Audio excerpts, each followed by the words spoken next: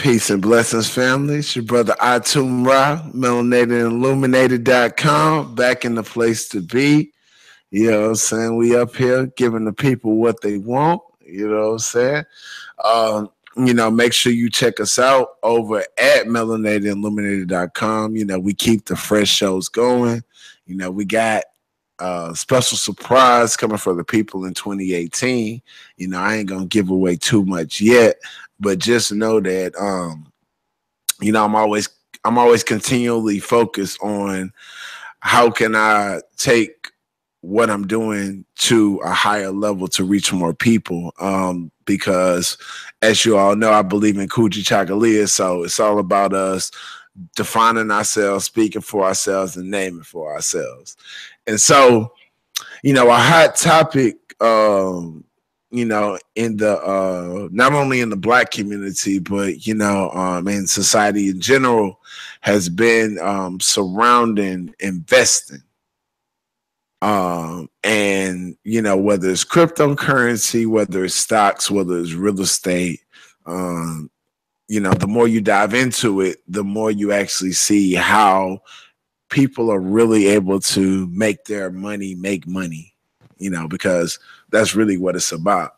And so today, I got a special guest in the building, you know what I'm saying? My man, you know what I'm saying? We call him JP, you know what I'm saying? Y'all may know him by, a variety of different pseudonyms. But JP, what's good, brother? Oh man, I'm just chilling, bro. I'm glad to be back on the show. Yeah. Oh yeah, man. For a minute, and I hear killing it on them, and always glad to link up with my boy, and just come out here and try to kick some knowledge for the people. You know what I'm saying?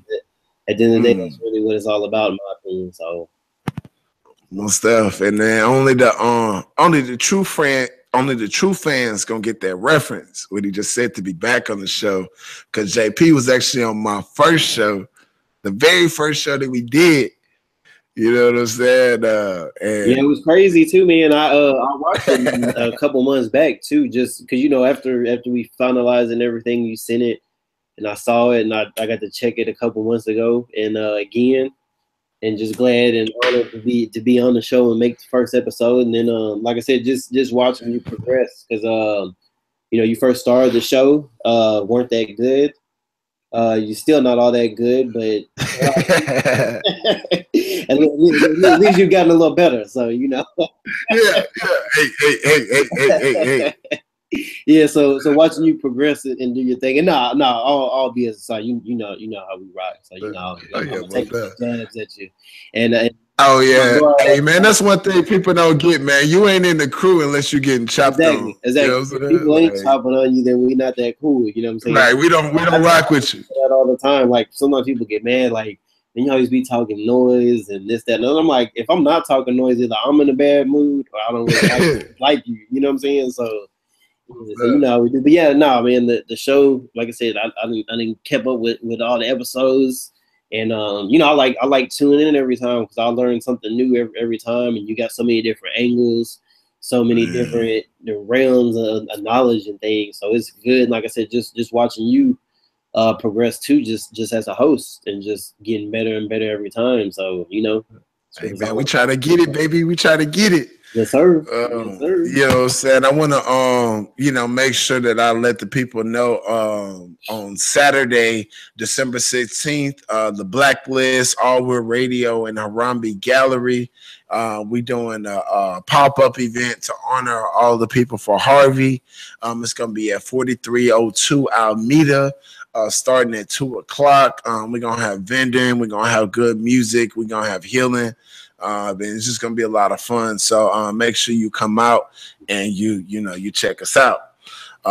So man, my man JP, the other week I got to go back over the book that you had written. And that's another thing that makes me proud, about our team. And what also when people see my progress, what pushes me further is because, you know, I have a strong team of brothers that's like really into their various fields and also into scholarship. And so I want to say, was it last year or the year before when you wrote your book? Last year. I don't remember the date I dropped it, sadly, but it was sometime in November, like beginning of November. So it's been about a year and a month. Yeah. But I was still overseas at the time. I was still in Thailand when I released it. And you know, I got back like 2 days, I think, before Thanksgiving, came back for the holiday and been back since. But yeah, I was overseas, and like I said, it was last November. So November 2016. I want to say it was around the 9th or 10th. I can't remember. But it popped up on my Facebook memories, you know it. And I was like, oh, because I know I posted. I was like, dang, I was like, you know, it's been a year already. I was like, dropped the book last year. But time just be flying, man. You know how that goes. The older we get, it's like it be speeding up. So most and so you wrote a book about, you know what I'm saying, an introduction into investing. Yeah. I'm pretty sure, you know, because only reason I know because I do it myself. You know, you have a lot of people that may come to you about investing advice. Yeah. But at least what I see in the limited knowledge that I have in investing, because I'm still learning myself, a lot of people don't understand the fundamentals and the basics of investing in general. So what kind of influenced you to write your book and write it in a manner, because, you know, you have a certain level of expertise. What possessed you to write a book, you know what I'm saying, for the more, you know, novice or, you know, common or beginning investor? Man, it's really just, I mean, mostly just about giving back, just trying to find ways to spread knowledge that I have. Just, you know, years ago when I was big into research and other things, people would know, like, a lot of my posts on Twitter, Facebook would be about just different things. You know, me and you done chopped it up over the years about different things, different topics. So I always try to give back. You know, one point in time, was doing a lot of health knowledge and things like that. Just always trying to share things I know. But not a lot of people know, like, next month in January will be 8 years since I first started investing. Well, first started trading, because I was, yeah, it was January 2011. No, 2010. Yeah, and so in January will be 8 years that I started trading. Made my first trade on stock, and I mean, before I started trading, I spent about 6 months researching different things on different websites, and you know, compared to now, I was stupid. Right. That I made even, and was just glad, you know, I was able to make some money out the gate. But like I said, I really just wanted to get back and just give people a starting ground, because I know when I first started, I didn't have a mentor or anybody to go to. I just started getting out there and learning on my own, and just kind of going from there. And I wish, you know, there were certain things I had known, or people pointing me in a certain direction, because I've lost a lot of money over the years investing, not knowing what to do. And you know, I've made some money as well. But if I could keep anybody from avoiding making the same mistakes that I made, that's really what it's about. Is just trying to direct people. So you know, I started investing when I was 15. That's what the first investment I ever did, and just kind of grown from there. But like I said, first trade was 8 years ago, next month. So Man, what people still able to purchase your book, correct? yeah, it's still on Amazon.com. Yeah. So if you go there, it's just Intro to Investing, and it'll be author Josh James, my government name. Yeah, most of. Well, you know, and we also still have, you know, I just want to make sure, you know, I was giving correct information, because we still have the book actually still listed on Melanated and Illuminated under our book section. Okay. So, you know what I'm saying, make sure you go, you know what I'm saying, check that out, and Yeah, that'll take you directly. they can access it there. If you go on Amazon, I think if you just type in Intro to Investing, you don't have to put my name, but it's either like the 4th or 5th book that comes up. And you know, by looking on there, you'll see the cover, and it'll have my name on it. But yeah, it's like the 4th or 5th book that comes up if you just put Intro to Investing. So if anybody wants to check that out and see, and it's a short book, not very long, under 100 pages. very easy to read. I've tried to make it as simple in terms as possible for people that have zero knowledge to invest in. Everybody that's read it has told me, you know, I've heard mostly good feedback, and I told people keep it honest with me, just because we're cool. If we were cool and they bought it, you know, if it stunk, I need to know that. So, and whatever. But everyone told me it's been easy to read and everything, so I was trying to make it as simple as possible. So, yeah, most definitely, and that was the main thing that I appreciated about it, because when I had first bought it, you know what I'm saying? That was when I was first starting to get interested in investing. But you know, just kind of being hard headed, I still thought that I can do it on my own. But when I started, I didn't start with, you know what I'm saying, real money. You know, I started with simulators and everything else like that. And I did that for, you know, months, almost a year. And then, you know, when I really got around to, okay, it's about time to, you know, really start putting money into it, that's when I went back and I went back over and I read the book. And, you know, I just love how it broke down a lot of the fundamentals. You know, it broke down a lot of different terms that you see when you're reading, because, you know, I've learned that, you know, when people usually come to me with, or should I say, ask my advice or my opinion, or, you know, what should they invest in? You know, I feel that it's fundamental for me to let them know what to look for, not necessarily what to invest in. correct. You know, because, you know, the thing is, you can always feel that you're missing out or feel that you're losing and end up chasing something that, you know, you can get in another stock or company. So it's like, you know, never feeling like you're missing out once you kind of understand your specific strategy. Correct. You know? And I agree with that 100%. A lot of times when people ask me for advice or similar questions, you know, what's the best thing I can invest in, or what's popping now, or what's safe, or blah, blah.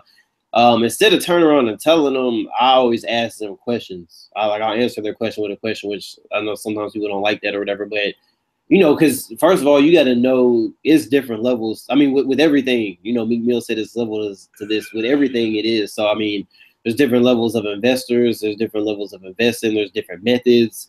You know, all that stuff. So I usually ask people questions. You know, what are you investing for? And a lot of these questions are in the front of like the beginning portion of the book, which you read. You know, I ask, you know, why are you investing? What are you investing for? What's your end goal? Are you trying to make quick money?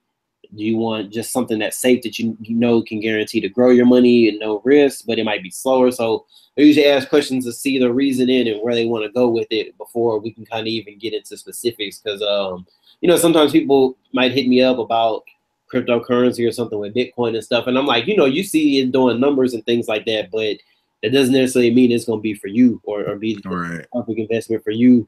And like how you said with different companies and things, because there's always something popping on the market. So even the days that, you know, the Dow might be down 200-300 points, there's something that's popping that day. So it's, you know, it's just about figuring out what works best for you, and then knowing also I kind of say just keeping a handle on certain stocks, because I'll usually tell people start off if you want to do stocks in the market, get you about 5 and just watch them. And like you said, perfect to start with virtual money. Because I always tell people to do the same.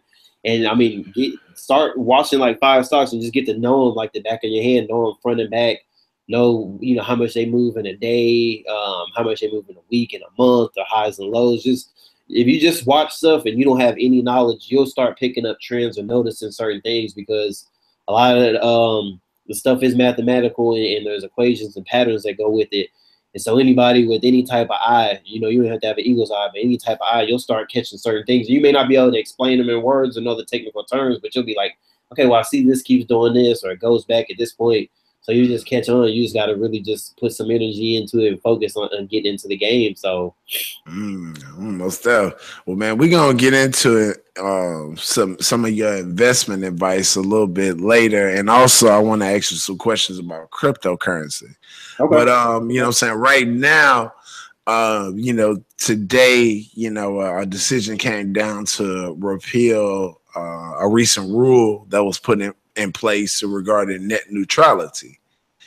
man, you know, you've seen a lot of different conversations on the internet and everything else like that about what comes next. And, you know, a lot of people are, you know, liking it to, you know, saying the sky is falling. This is the end of the internet and everything else like that. What's your opinion on, you know, the recent ruling on net neutrality? All right, so I'm gonna break it up into like two parts. I'm gonna keep it quick, try not to ramble, but there's what I think is gonna happen short term, and then there's what I think will happen long term. Which the long term is more open because of course we don't know. But short term, I do think, you know, they're gonna change things. We already know, you know, anybody that's paid an internet bill the last couple of years, you notice different things, how they're throttling speeds. If you have like Comcast, if you go over a certain amount of gigs per month, which we've never had, they're charging you more for unlimited internet, kind of like they did with cell phone data plans a while ago. I do think there will be some costs added. Now, I don't know how immediate, you know, it might be months from now, it might be a year from now. So what stuff will kick in. But one thing, for instance, when I was overseas, like when I was in Thailand, Malaysia, Qatar, like different countries, I noticed that a lot of stuff is censored there already. And there are certain American websites I couldn't access. You know, just certain things were limited and censored with what you could do. And I do feel like that's coming in. I feel like there's already been a start somewhat more so if you look at downloading PDFs, if you look at trying to download music, which of course I would never do any of those things because they're illegal. But just stuff that I hear. So, you know, the things that I've heard, you know, from little birdies and people I know, they've already kind of started cracking down with stuff. We know years ago, I'm sure you're familiar with like SOPA. They had SOPA trying to control the internet. There's different things that come up. You know, Absol had a whole song talking about SOPA and how they were trying to crack down the internet. I mean, that was like 2012, 2013, something like that. And then so short term, I do think they're going to change some things and try to charge more money with net neutrality. Like I said, overseas, things are already censored. And one thing, and I saw something like this, somebody posted of what it may be, but, you know, it's too early for anybody to have good information. So it's more so like the things I saw looked at like for $5, $10, different packages, what you'll get. And that's how it was with data plans overseas on cell phones. Like you would pay, say like $5 American money for a data plan, which might be however many megabytes, but it's only good for certain things. Like they had data plans that were just for social media. So if you paid $100 for it, you could only use it with Facebook, Twitter. Right. You couldn't surf the web. Then they had separate ones for that. They had separate ones to download music, so you know that you'd use with like say Tidal. I mean, yeah, that's kind of how it is on like a cruise and stuff. Exactly. You pay for a different So same thing. So I see things like that more short term. Now long term, it's just my opinion, but being able to see different countries and things, I do think we will have censorship on certain things.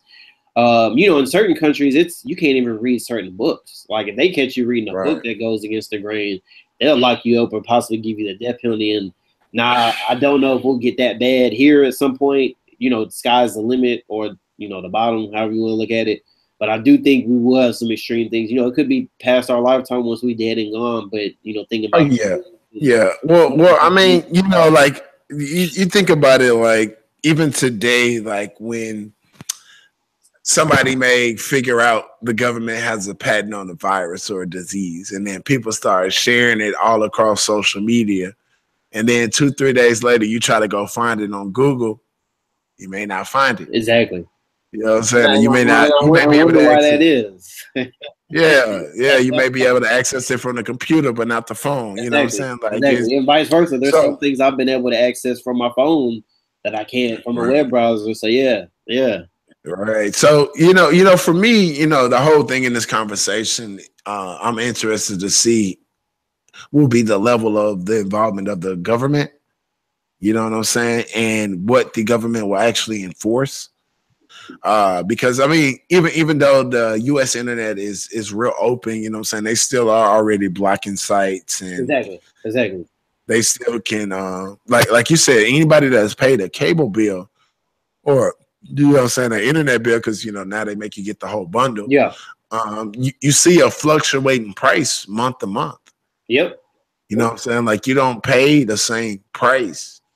Yeah, and one time it was like the taxes and fees equaled the same, but now it's different ones. It's different taxes popping up there, like that you don't even know about. Like, looked at a bill the other day, and it's like I got a tax, and I'm like, the hell is that? Like, not taxing me because I'm getting taxed already. Like, what kind of shit? You know what I'm saying? But you know, at the end of the day, the way I look at it is really small extortion, and I mean, not to really get off topic and go into that, but I mean, we're getting extorted from every way that you look at it. Any chance they can to make us pay more money for things that we already have, or privileges, rights that we already have or should have, they finding ways to make more money off of it. And every facet of life, really, when you look at it, everything, you know, from cars to houses to whatever, Yeah. taxes, Paying for bottled water. Exactly. So every chance they get, you know, you go get an inspection sticker for your car every year. You're paying taxes on your house. You know what I'm saying? Just everything they find ways to do it. And I mean, even with like the tax plan going through, and they trying to make it harder on the middle class and then the little guy, the poor people, and cutting taxes for, you know, the bigger corporations and the richer people. So I mean, they're trying to make it harder across the board for the average man. So yeah, no, I definitely agree, and I think it's definitely a corporate grab. You know what I'm saying? Like you said, to try to keep seizing as much funds as possible. exactly. You know, I definitely think that people will continue to find ways to go around. You know what I'm saying? The machine, you know what I'm saying? Because I mean, you think about like at one point we had Napster, then they shut that down. Then we had LimeWire, then they shut that down. Mega Share, they shut that down. Now we got Fire Sticks, and they might shut that down. And people will come up with because the hackers and the IT people, the computer people that, you know what I'm saying, the really the geniuses, the intellects, they always gonna be innovative and find ways around things. And really, they kind of like, the way you look at it, they like our modern day superheroes, because they give us all the things that, you know, are trying to be taken away or censored from us, and they always find a way to provide for us. Like you said, Napster, LimeWire, Fire Stick, they the ones that innovative and put things out there for the public to use. So most definitely. Man, I remember in high school, I had a homie that was into, you know what I'm saying, the computers and everything like that. And you remember at schools, they used to have blocks on certain websites. And he used to be able to show us how to put the link into this specific website, and then you can get on it.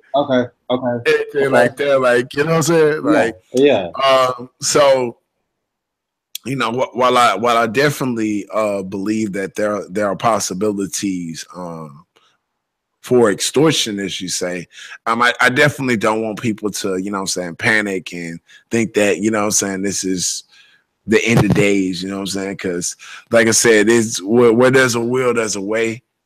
Then, like I said, there's still a lot that needs to be hashed out, because I mean, even when you really think about it, there aren't too many internet service providers out there. Exactly. And I definitely think that those that choose to start charging people openly probably will open up the market for new internet service providers to try to fill that space. And also, you know what I'm saying, other companies to probably try to take their clientele. I think that's kind of one of the main reasons why they haven't really done it to this point, at least overtly. You know, because, you know, when you go buy a package, you see there are a variety of different levels of service, you know what I'm saying, that you can buy, you know what I'm saying, starting all the way down to 3, all the way up to 350. Yeah. You know, just depending on the bread you're willing to shell out every month. And so, yeah, man, I definitely think they're going to try to tack on, you know, what they can. So, like I said, I'll be interested to see which internet companies and media companies, you know, start to fight back. And then, like I said, I'll also be interested to see what the government and the FCC will really enforce, because really that's what it comes down to. Because, you know, in all them other countries, you're not really talking about companies being in control of what's on the internet. You're talking about the government being in control. So, really, while, I'm saying, we're kind of talking about the companies, saying the main thing we got to watch is the government, as always. Yep. Yep. And, you also got to see how, they brought up this ruling with net neutrality that pretty much, if you've been following the case and the situation, you knew what's coming. Now we're not talking about Israel. You know what I'm saying? Now we're not talking about, all the other things that's going on around the world. That's true. We're talking about something that's pretty much expected. Kind of the same way, just building a little bit on the recent win for the Democrats in Alabama. Against John Moore, and I get, everything that was associated with it. But just for me personally, a win for the Democrats don't automatically translate to a win for Black people. Agreed. What I'm saying? And I get everything associated with Roy Moore and why he shouldn't have been in office at all. But then it's also we have to be careful about who we put our energy towards and what type of return on investment are we going to get from putting our energy into a specific candidate. I agree. And at the end of the day, it's Alabama. So ain't nothing out there shaping up for Black people unless you playing for Nick Saban. That's really about it. So unless you on the Roll Tide football team, it's not much that's going to be going to favor Black people out there anyway. So it won't matter if it's Republican, Democrat, or if somehow we could get a third party in there and they win. It's still not going to matter for us because it's Alabama at the end of the day. So facts. That's real. So, a lot still remains to be seen. Like I said, when you actually talking about political victories, to me, political victories are things that you defy the odds to actually win. History shows us that whenever a president wins the next midterms election, the next party normally fills a lot of those seats. And so, in 2018, you can definitely 2017, 2018, because Trump is in office, you can definitely expect a lot of Democrats to naturally win seats. And so, I'll be interested to see, with all these Democrats that will be occupying seats over the next 2 years. And of course, we know that Black people are going to be out there voting for him. What type of promises are they actually going to be making our people? And what are we going to do to hold them accountable? Yeah. And in my honest opinion, I can foresee, I'm no Nostradamus or nothing, but I could definitely foresee them making some promises and them not getting held up, because that's usually the trend, especially when it comes to our people. But really, if you look, especially at this last election, promises for Americans just in general haven't been held up, with things that have been said in more so talking about the national election. I don't know about each state and things like that, but it's not even just us that's getting lied to and made promises. And it just baffles me because it's the same routine and it's like nobody cares. So we just go through, okay, well, they lied again and we expected this. And it's like, I don't even understand why people get their hopes up in the first place. You know what I'm saying? But then they do and they get disappointed. I'm like, but and see the pattern that's constantly going, and it's just like it doesn't faze people and they don't care. And it is what it is. But right, man, we already know, man. So getting back into investing, man, what are some common mistakes that first-time investors make? Like I said earlier about myself, just not getting enough knowledge, really jumping in out the gate too early. Also just invest, especially if it's real money, just invest in something that you haven't researched. Like, just somebody tells you, I heard such and such and whatever, and not taking time to do your own due diligence. Because like for me, for example, I've, like I said, in next month, I will have been traded for 8 years.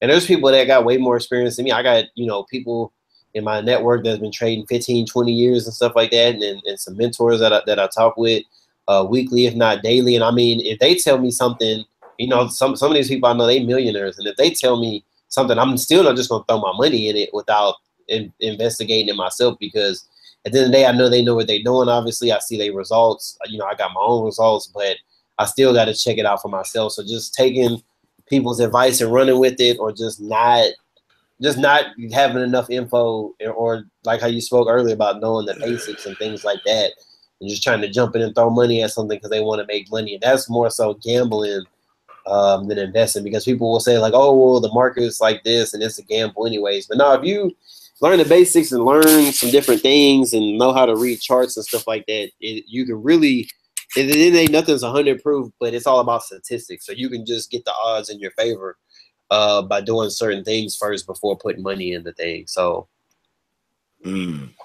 So are you more of a technical trader that looks at charts, or you're more of a fundamental trader that listens to the news?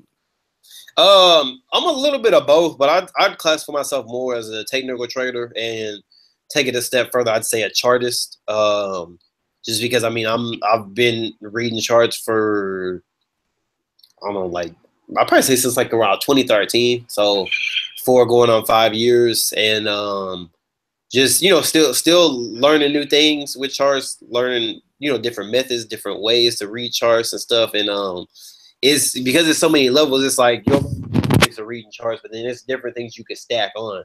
And so for me, for instance, if I'm doing something with a chart, I'm gonna add like 10 things to it.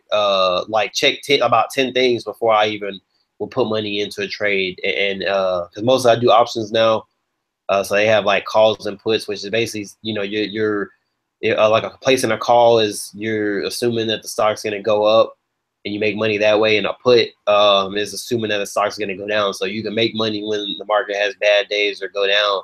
So, you know, just pretty much, like I say, a technical or a chartist. But of course, I do use news and things like that. That we got a saying in the trading community, and it's buying the rumor and selling the news. So when you hear rumors about a stock, if they're good rumors, you can usually buy like a call, place a call, and bet that it's going up. And if it's bad rumors, usually it's going down. And usually, like I said, when actual news comes around, you usually want to get ready to sell, because it may not, you know, the news may conflict with the rumor, or people may have already done, like the big investors may have already done what they needed to with their money and got their return, so they'll empty out. So you usually want to sell. So that's kind of big things with that. So. Yeah, man. And I think that's another thing that, you know, I had to learn as an investor on how the industries and the bigger investors are really the ones that have the ability to move the market. Exactly. And You know? to be honest with you, one of the first things I did when I started, and like I said, just not having nowhere near the knowledge I have now, but there were certain things that were common sense to me and made sense. So sometimes I would invest off of what big people do. Like if I see Warren Buffett's buying into a company, I know he's a multi-billionaire. He's a what we call a market mover. So when he puts money in something, he can put enough in to drive the price up. And then also there's other big like hedge funds and you know, investment firms and things like that, you know, they see Warren Buffett's going in something, so they're going to put millions of dollars in something. So one of the first things I learned to do was just I'd find big wigs that had money to move, or big, like I said, investment firms and things like that. And if obviously they're putting, you know, $300 million in Apple or whatever stock, I'm like, okay, well, I know they smart and they can make the market move, and they're not going to invest in something dumb. So one of the very first strategies I used was just to piggyback off of that. I'm not recommending that for people, because trust me, there are setbacks to that, and you know, you never know long term what they're gonna do. And even those big wigs, not always 100% winners, but just something like that was something that I used before I had, you know, knowledge, and before I could read charts. So that's real, man. You had mentioned options. Yeah. You know what I'm saying? That's my bread and butter for the most part. I still trade regular stock too. You can't make money on stock when it goes down. It's more buy and hold or buy and get rid of in a certain period of time. So options is my main thing, and I'm trading forex virtually right now. So once I get comfortable enough with it, I'll start trading forex, which is currency exchange with real money. But just been practicing that for almost 2 months now, and like I said, sometime first quarter 2018, I'll be trading that with real money. I just want to get a handle on it, and just kind of been busy. I'm getting ready to move. Gonna be getting into a new house soon, and just got other things going on and projects I'm working on and writing. Working on another book. So just I'm trying to keep options, my bread and butter money coming in, but till I branch out into forex, something new, I just want to make sure I dot all my I's and cross my T's. Yeah, but that's an interesting point that you bring up on as far as options and shorting and things like that, on as far as the people that are able to make money when the market goes down. Exactly. Because people think, oh, it's just investing and it has to go up, and if something happens bad with the Dow, because like talking to somebody the other day, they had hit me up for advice. So we were talking one-on-one on the phone, and they had brought up Brexit, if you remember a few years ago, when they were talking about the leaving the European Union, Great Britain. And that day, I think the day that Brexit hit, I think the Dow dropped like close to 1,000 points, and then the second day it was like 500 or 600 points. Like it went down big in 2 days, and everyone's like, what if something like that happens? Now, if you're in a put on something like that in the market, I mean, we say when we say the Dow, it's the Dow 30, but that's what everybody refers to as the market. Because usually, if the whatever way the Dow is moving, majority of stocks are. But I mean, if you had a put on something like in any stock and the Dow dropped like that, everything. I mean, I remember Apple was down like 50, 100 points in one day, stuff like that. I mean, you can make a killing on when the market is bad. So it doesn't always just have to be green and going up to make money, and that's why I like options, because you can make money on both ends. So man, aren't options a little more riskier though?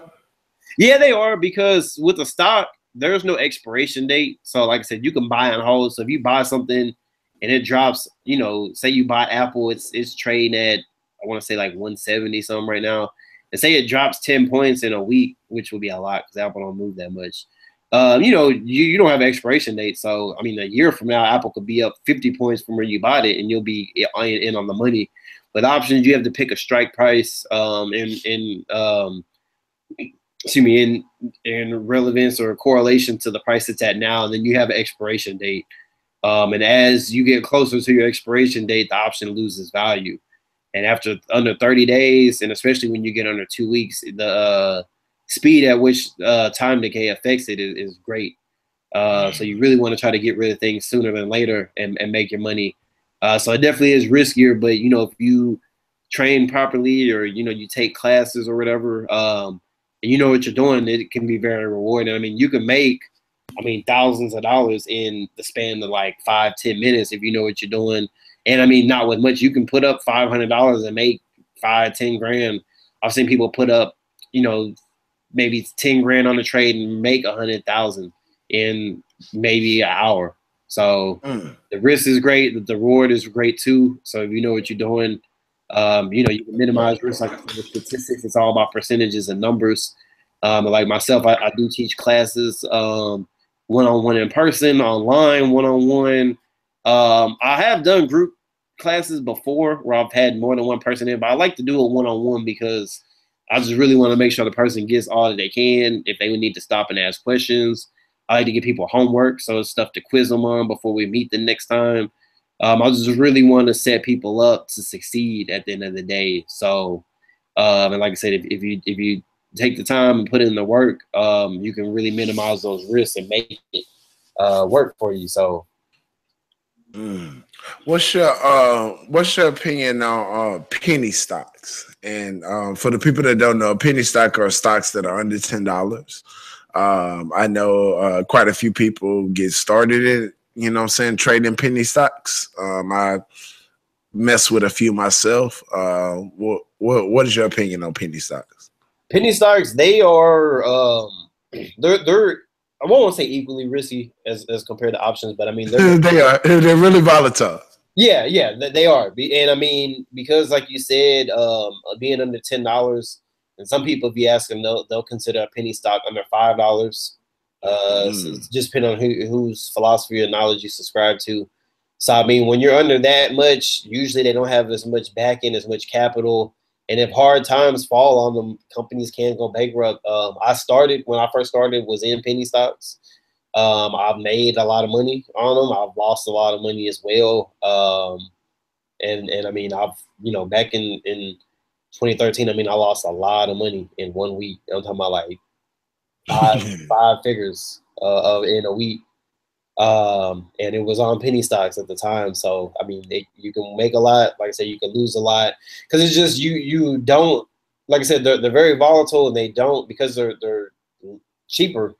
And the price is less. They just don't have as much backing. So like, if something happens bad with Apple, say they released that iPhone X and say it was just terrible or bad reviews, malfunctioning, like Apple's not going bankrupt or going under. But if you're a little small company and you only got $1 million, $2 million backing you, and you make one mistake, that six-figure mistake, you might not be able to float much longer. So yeah, man. And then that's what you see. A lot of the penny stocks are either like new companies or old companies that have fallen on hard times. So yeah, they all can. I still do trade penny stocks. So like I said, honestly, more so if I'm trading stock, it's penny stocks. I'm not gonna put money in something that's like $50, $100 a share and stuff like that, because you just can't make as much money quick like you can with options, because you also pay like a fraction of the price.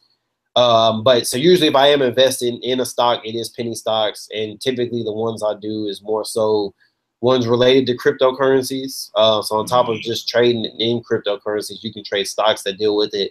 Also pharmaceuticals, because and it doesn't matter if it's penny stock or not, they're very volatile because they're very news driven.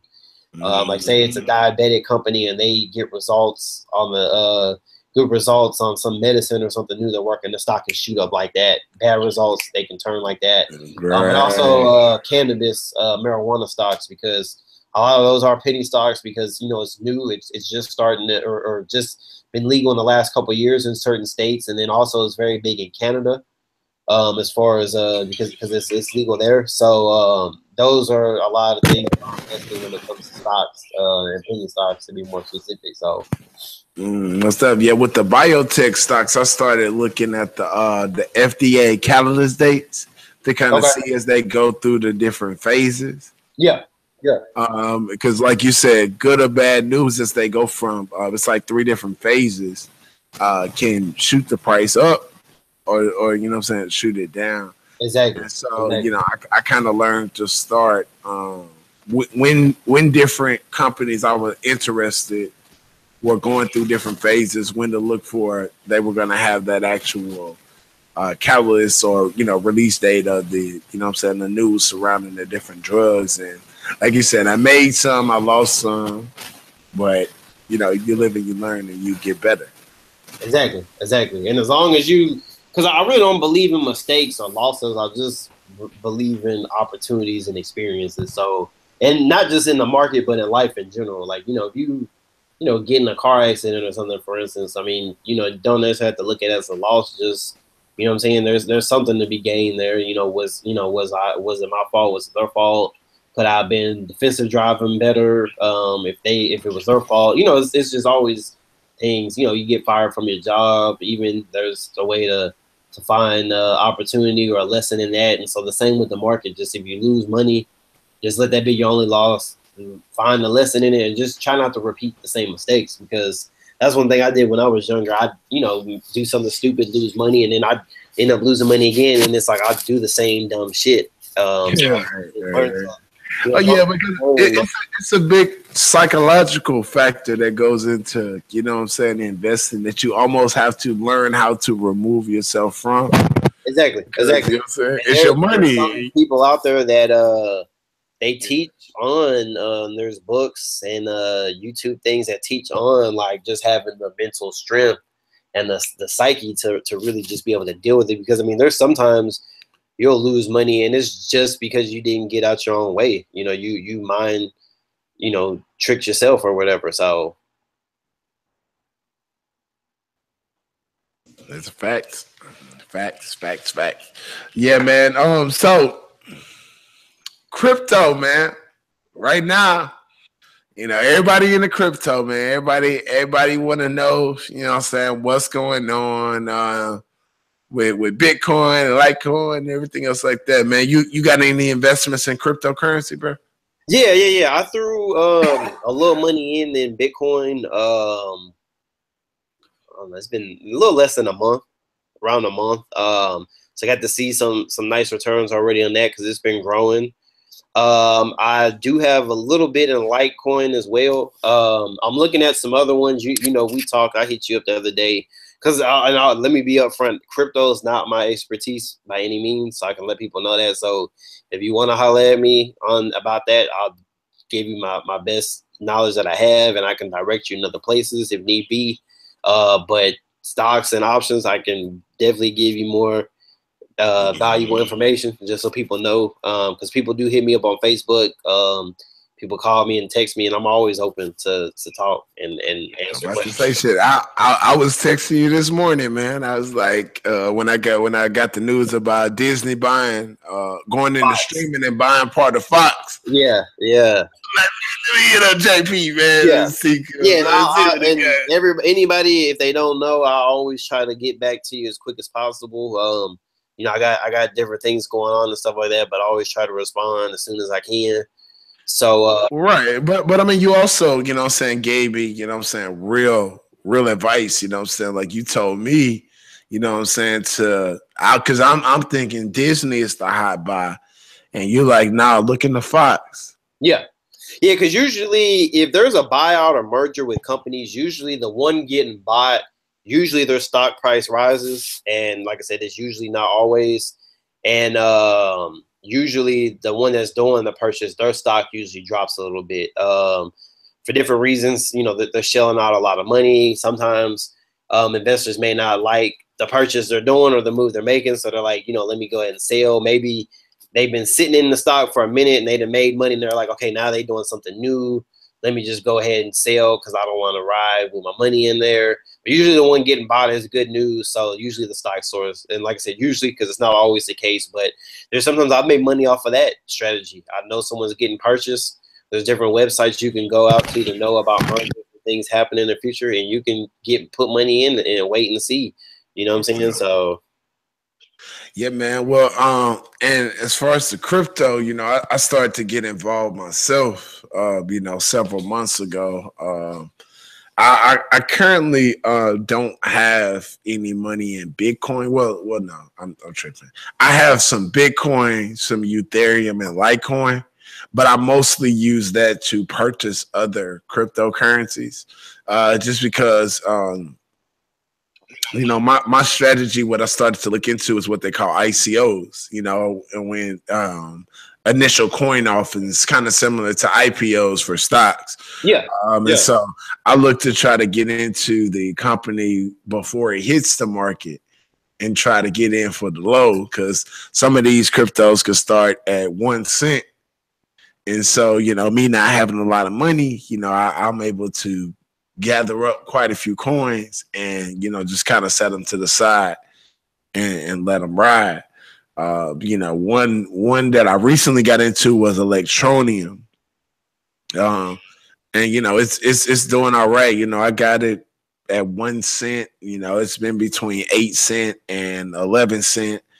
And, that's, a few $100s on, a $50 investment. Yeah. And, the thing about crypto is, a lot of people look at the highs that Bitcoin is hitting, the 16, 17, 20,000. And they think that if you invest in the crypto, it's got to hit that level in order for you to make money.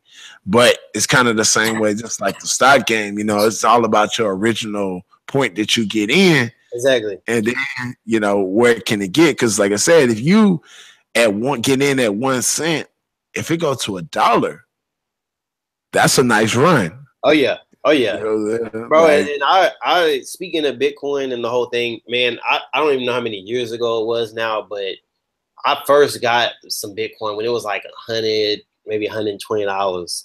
And I think it got up to like $300-400, and I sold it because I was like, man, I don't know how high this thing will go. And then hearing all the stuff about it and the background of it, and it was like the government gonna regulate it. And I mean, I sold and made a few $100s, thought I was doing something. I'm like, man, if I would have held till now, it's, you know what I'm saying, and keep holding this, you know, the return would be crazy. And when I was doing penny stocks, I did the same thing. There's sometimes I'd invest, I might throw like $1,000 in a company and they're worth 10 cents.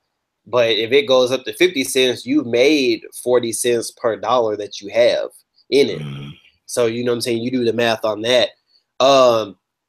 You know, I've hit you up, of course, you know, they don't know, but I've hit you up personally about Electronium, Ethereum, and some of those other ones too. Because honestly, what I think I'm going to do, I'm going to find either like the top 5 or top 10 that I see that have potential for the future. And I'm going to just probably throw like $100 in each one. And it's really just going to be a buy and hold, and just see, you know, 5, 10, 20 years from now, however long from now, just where I'm at. You know what I'm saying? Just take about 1,000, break it up. And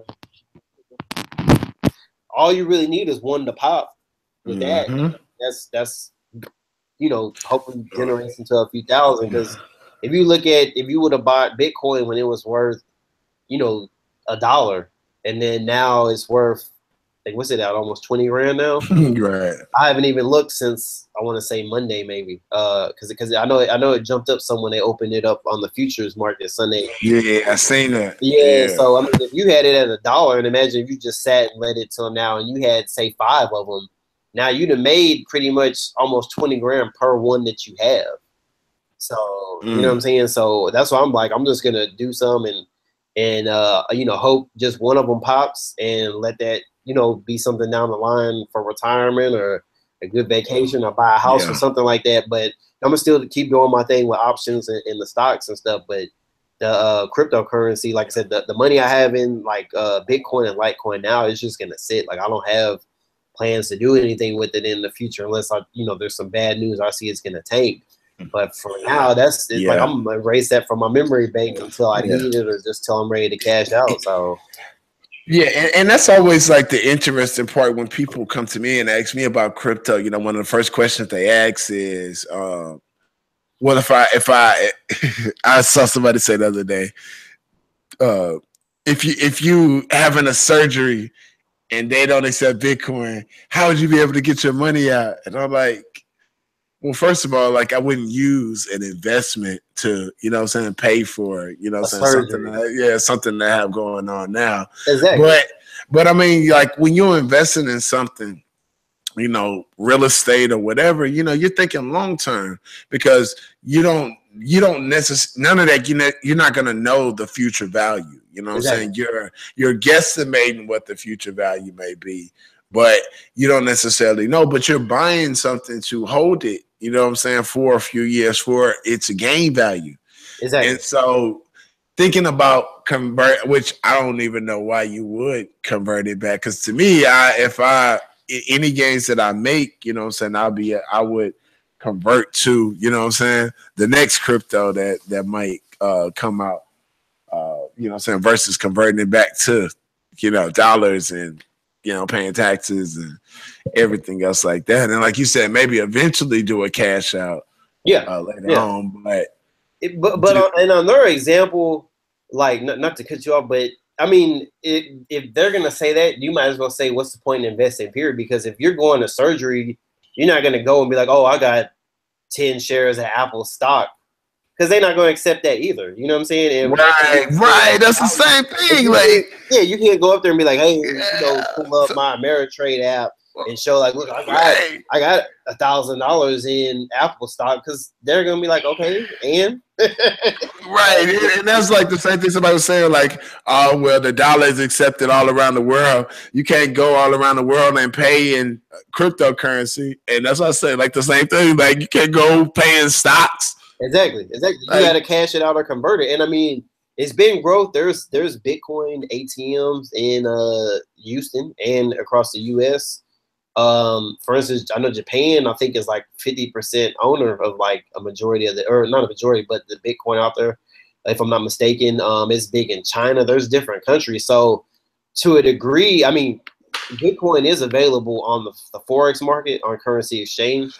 So I know people making money off of that. And like I said, I look to do that in the future where you can just make money buying and selling the currency, but it's being converted. It's popping up on different markets, Bitcoin specifically. And I feel like there will be other ones that follow the mold. We don't know how it's going to go because it's something new. But since Bitcoin's being accepted and popping up, on the futures market, it's on the Forex market. I'm sure they're going to have options for Bitcoin later. There's options for certain companies related to cryptocurrencies. But I mean, nobody knows the future and what it holds. And in my opinion, if your only investment is cash, it's not smart at all, because one thing is you want to diversify investments regardless. So like if you're just trading stock or just trading options, you want that diversified. You just don't want to buy all tech stocks. Like if I'm just doing options, I'm not going to just buy Apple, Google, Amazon, like all tech stocks. You want to diversify that. You want to get, have an Apple in there. You might want to have, like say Bank of America, you got finance in there. You want to diversify your portfolio. And same thing with investments. Like your only investment shouldn't just be cash, and more so the American dollar cash. Like I still have money here from Qatar. I got money from Malaysia and money from Thailand, and I'm just going to keep it. I mean, it's more so like a souvenir now, but if something happened to the US dollar, I'd have some currency that I could convert to something else if I need be. And so you just don't want to have cash.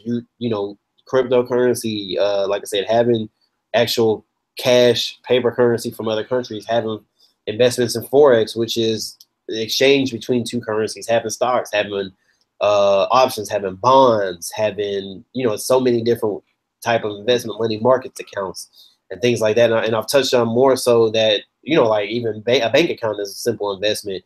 And a lot of those things are touched on in the book. We talked about that earlier, but I just encourage people to diversify regardless of what level you're on. You don't want everything to be the same. So what would you say to somebody that was hesitant to invest in cryptocurrency because it isn't backed by anything?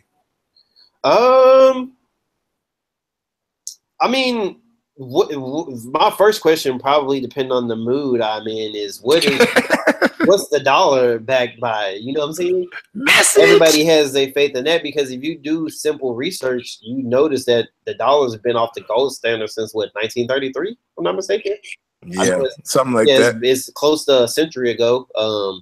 It was the 30s, so we haven't been backed by anything. We're backed by tanks, bombs, the military. That's what the dollar's backed by, because it's basically saying if you don't accept this currency, we gonna come see you.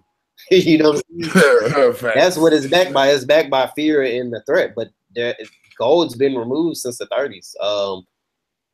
People that haven't done their research the Federal Reserve, who's president at the time, Eisenhower or Truman, one of them that screwed us on that deal back then. One of them devils. Yeah, exactly. So do you do diligence to find out how investing and how the banking system works, really? Like, because if everybody rushed to, like, there's more money in circulation than like deposit receipts that the banks passed out. You know what I'm saying? Like, if everybody tried to go to the bank the same day and take their money out, it would collapse, because the money that's owed and issued there is not what's in circulation. And if people find out how banking works, I mean, that's like the first key, in my opinion, before you would even really want to get into investing. You need to know how money itself works and how banking works. So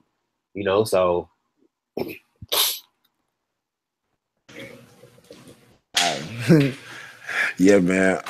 Because that's something that I commonly hear. Like, but like you said, like you actually have to kind of dive into fiat currency. You know what I'm saying? And just kind of understand on how none of these main currencies that we use are really backed by anything. And I mean, even the case in the dollar, you know what I'm saying? Like, a lot of us don't have more than 250,000 in our accounts, but for the people that do, the FDIC only insure up to 250,000. Exactly. So if you got 5 million in the bank and that bank close, or somebody hack your account, you get 250. Right. That's it. And I'd be weary of that if you really get that, because if somebody goes under, I mean, people will be like, well, no, that's the law and blah blah blah. But I mean, we know things don't always go the way they're supposed to. So Facts. Yeah, and I kind of see everything that's going on with the cryptocurrency hype on just kind of like I see it as like the late 90s and you know what I'm saying, the .com boom. yeah, You know, there's definitely going to be some currencies that don't make any money that people put money into that will flame out. But there are going to be, think about it, those people that got Apple, Amazon, Google, Microsoft in the late 90s, they doing all right now. You know what I'm saying? So yeah, most definitely. You know, now it's kind of the opportunity for our people to get into, you know what I'm saying, this new transference of wealth that's going on now, because that's just the way the world is going. Because like you just mentioned, the dollar has been digitalized for decades. You know what I'm saying? Like no one walks around with paper dollars anymore. We all got our debit cards or credit cards or whatever. Apple Pay, Samsung Pay, like some people You know what I'm they not saying? even swiping cards, they doing it all from their phone. Exactly. It'll be only so long, I feel like, till we don't have it. You know, they just gonna do an eye scan or your hand or something. They gonna try to put some chips in us. They already putting chips in babies and animals and stuff. But I feel like that's gonna be the future at some point. One thing I think is Visa, if I'm not mistaken. But one of them credit card companies is going away from cash. They announced in the future. I don't think it's taking place yet, but in the future they're gonna like stop accepting cash and taking it. So I mean, like you said, not too many people carrying around cash. Eventually, I feel like at some point it's gonna be obsolete, and we're gonna be digital all the way. If you haven't seen, and for people in general, Mr. Robot, it's a very good show. I'm not caught up on season 3 yet. I only watched the first episode, maybe 2, but they do that. They touch on a lot of that too, because it's about the main dude on there. He's like a hacker, and it shows a lot of behind the scenes stuff and stuff that's going on. I like it, kind of like how House of Cards from the political side show stuff. They show a lot of stuff from the hacking and tech side, but they touch on cryptocurrencies and things, and it's pretty interesting. It's a good show, but it is very interesting. So, Shit, most stuff. Well, man, bro, I appreciate you coming through, man, and hollering at your boy. hey man, I appreciate you having me on again. Hey man, hey, this is and for the people, man, this only part 1. You know what I'm saying? This just was like an introduction. So, you know what I'm saying, I can get y'all used to looking at his face and not turning off the show. You know what I'm saying? not having to run to the toilet after my pop up on the screen. Like, oh shit.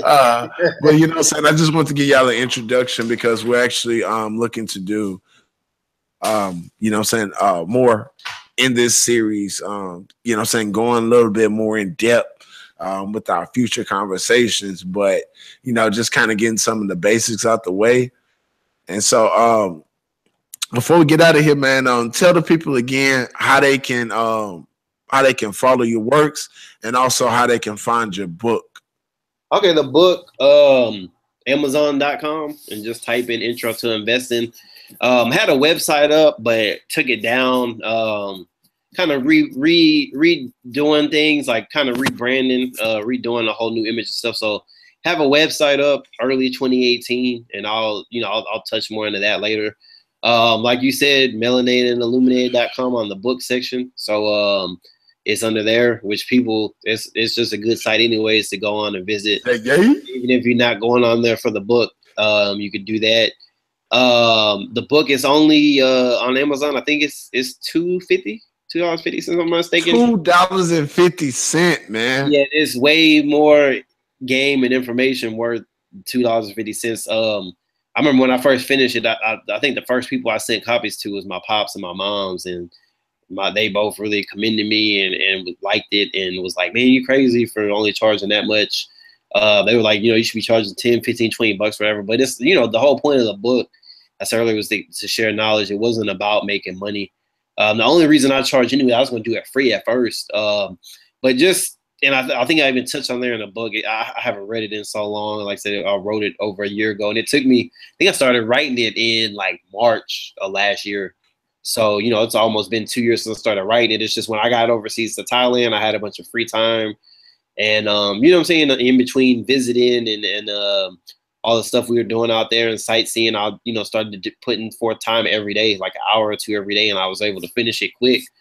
But, you know, the main thing, and like I said, I put in there was just it takes money to make money. And I just wanted that to be a first lesson for people to learn. Like, you can't make money without putting money forward. So that's the only reason I charge. And like I said, I made it low and affordable for people that don't have a lot of ends and people, even people that do, but just to get people going. Because like I said, I started blindly and learned everything. Well, not everything, but learned what I learned on my own and had no one to point me. And so it's really to just get people started.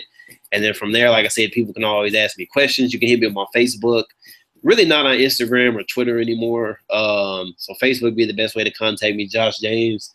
My name on there. I do have my business page, J&J Financials. So you can also like that or find that and add it. I post a lot of stuff that I'm doing on the market, like gains, different things that I'm investing in, pointers and tips. And there's a link for the book on there as well.